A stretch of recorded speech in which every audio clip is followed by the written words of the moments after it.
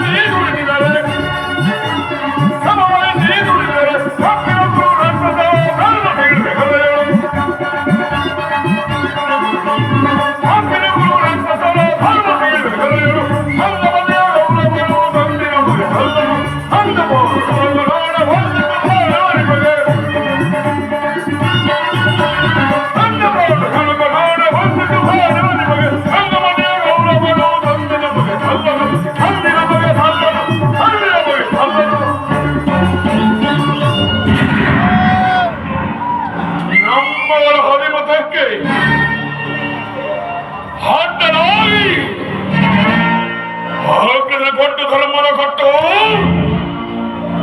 ಘೋರಾಕಾರ ಕೋಟೆಯಂತೆ ಹೊಡೆದು ಬದ್ಧವಾಗಿ ನಿಂತಿದೆ. ಕಾಲನ್ನು ಬೇಯಿಸಿಕೊಂಡು ಕೋಣವೆಂದರೆ ಪಾತ್ರವೆಂಬ ಪಾಶ